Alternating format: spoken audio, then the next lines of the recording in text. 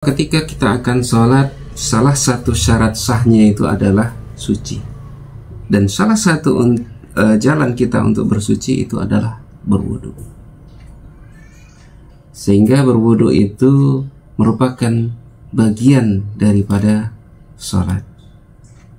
Dan dalam berwudu, ketika kita akan sholat, itu disunahkan dari rumah. Karena kita laki-laki diutamakan. Itu sholatnya itu di masjid, sehingga sunnahnya itu ambil wudhunya itu dah dari rumah. Karena apa? Karena Nabi SAW itu pernah bersabda, diriwayatkan dari riwayatnya Abu Hurairah radhiyallahu anhu. Ini ada di dalam Sahih Al-Bukhari nomor hadis 1976, bahwa beliau menyebutkan, sholat seseorang dari kalian dengan berjamaah akan ditambahkan pahalanya sebanding sholatnya di pasar atau di rumahnya dengan lebih 20 derajat. Yang demikian itu karena bila dia berwudu dengan menyempurnakan wudunya lalu menuju ke masjid, yang dia tidak keluar kecuali untuk melaksanakan sholat jamaah, tidak bergerak kecuali untuk sholat berjamaah, maka tidak ada satu langkah pun dari langkahnya kecuali akan ditinggikan derajatnya baginya dan akan dihapuskan satu kesalahan. Jadi orang yang berwudu dari rumah, niatnya untuk sholat berjamaah ke masjid, tidak keluar dia karena selain niatnya untuk sholat berjamaah, tidak bergerak dia kecuali untuk sholat berjamaah, maka langkah kakinya itu akan ditinggikan derajatnya, akan dihapuskan kesalahannya.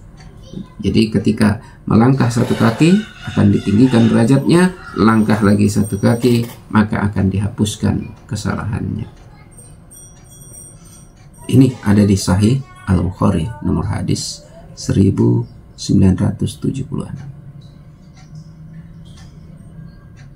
Di dalam hadis lain juga disebutkan bahwa ada di Sahih Ibnu Huzaimah nomor hadis 439 bahwa Nabi SAW bersabda, juga dari riwayatnya Abu Hurairah radhiyallahu anhu, apabila salah seorang dari kalian berwudu dari rumahnya, kemudian ia mendatangi masjid, maka ia telah berada dalam sholat hingga kembali.